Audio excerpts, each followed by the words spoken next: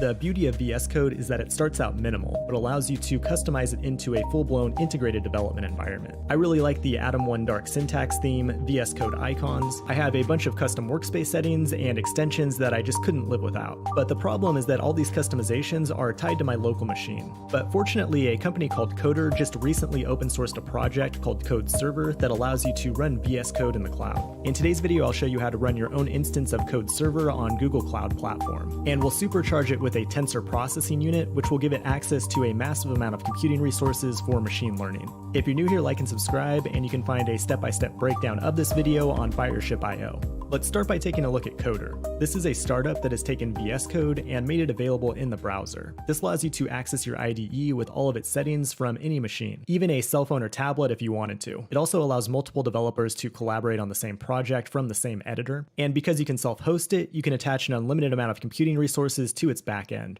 The easiest way to get started is to just log into Coder, and it will immediately bring you to this instance of VS Code. And the awesome thing about this is that it feels just like the VS Code on your desktop. So the first thing I'll do is go to the extensions and then install the Atom 1 Dark theme. Much better. Then if we open a terminal session, you can see that we have access to the actual virtual machine that's running this container. It doesn't come with Node.js installed by default, so I'm going to the Node Version Manager repo and grabbing the install command. That installs Node Version Manager on the container, then we can use NVM to install Node itself. At this point, we could install Angular or React and start doing front-end development from this virtual environment. When developing in the browser, you might notice a small amount of lag when saving files because that has to happen remotely, but when you're actually writing code, it should feel just like you're working in the desktop version of VS Code.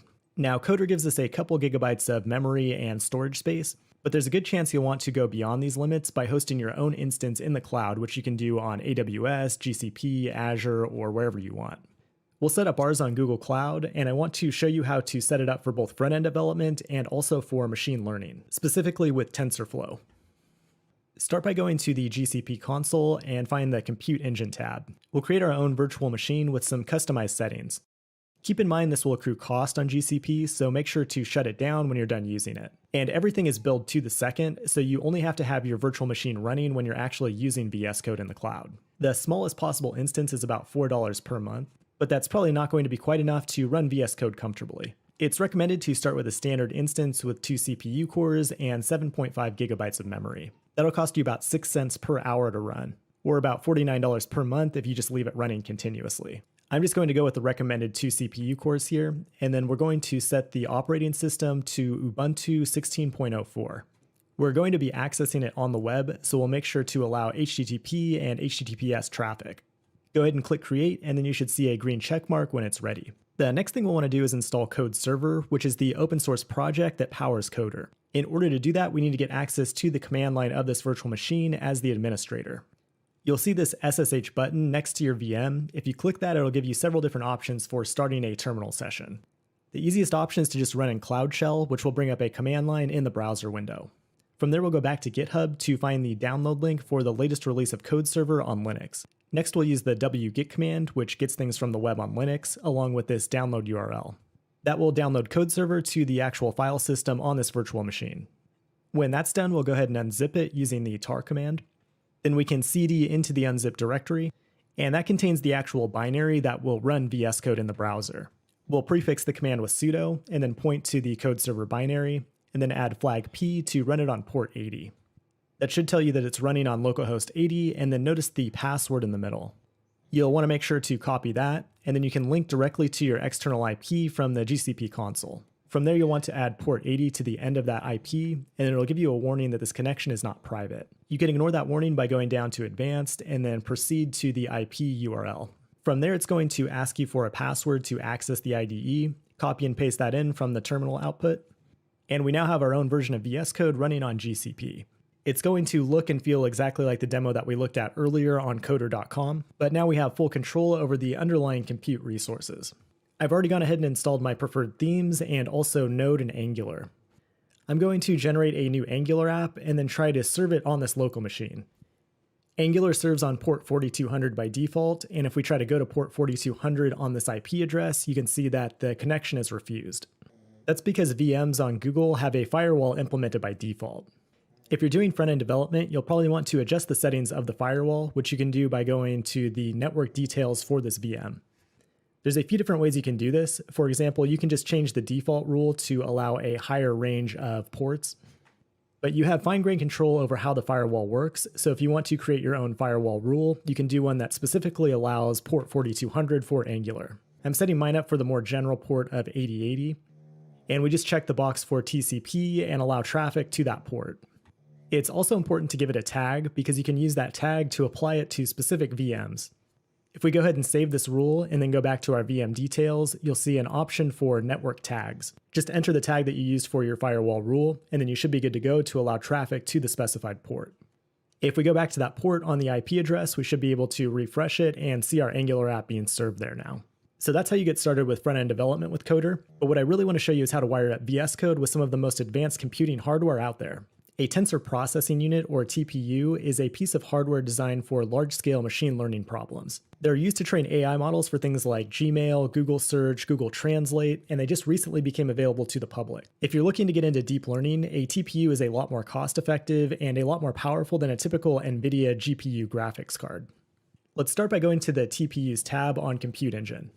TPUs are not cheap. You'll definitely want to make sure you delete this when you're done using it, otherwise you'll be looking at about $3,000 per month, or $450 per hour, but that's actually very reasonable considering how much computing power is behind these things. You can create your TPU from the console, but I actually find it easier to do from the command line. So we'll open up a new session here, and then we'll run ctpu up. And this is going to create a TPU node, as well as a virtual machine that we can use to interact with that node and run code. It will also install TensorFlow in that VM, so it takes care of some of the setup for us. You'll notice another VM running in the VM instance list. This one's not going to have code server installed, so you'll need to go through the exact same process that we went through earlier. I'm not going to cover it in this video, but if you're spinning up multiple instances with Coder installed, you'll definitely want to save a disk image that you can reuse or a Docker container. TensorFlow is a Python library, and I already have it installed on both of my virtual machines.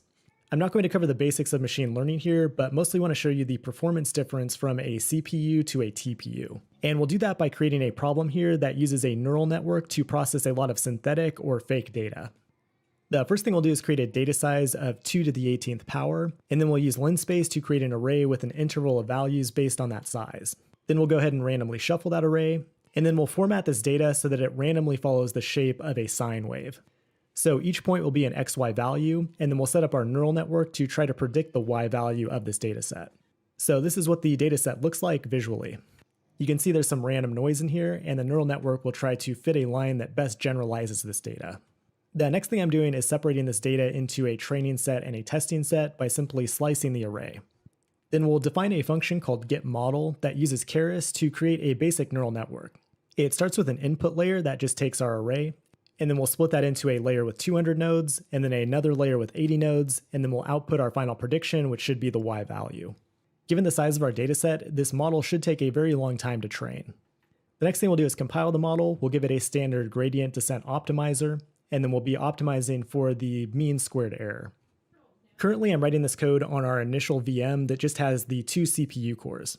It's running roughly 1 step in the epoch per second. There are a total of 10 epochs and 512 steps each, which means it should take about 90 minutes to finish the training on this network. That's not too bad in the machine learning world, but let's see how much faster this would be on a TPU.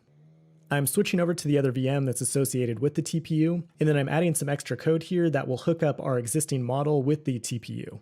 TensorFlow has a variety of different ways it can distribute data. In this case, we'll use the TPU distribution strategy. Then we'll fit the model using the same parameters that we had before. And right away, you'll see a huge difference in performance. Each epoch only takes about 15 seconds now, so it takes about 90 minutes on a CPU, only takes about 2.5 minutes in a TPU. But what's really awesome about all this is that we now have access to the best development tools like VS Code in the cloud, while being able to scale up its computing resources based on the demands of the project or the size of the team. Software is starting to become just as good in the browser, if not better, than it is installed on your local machine.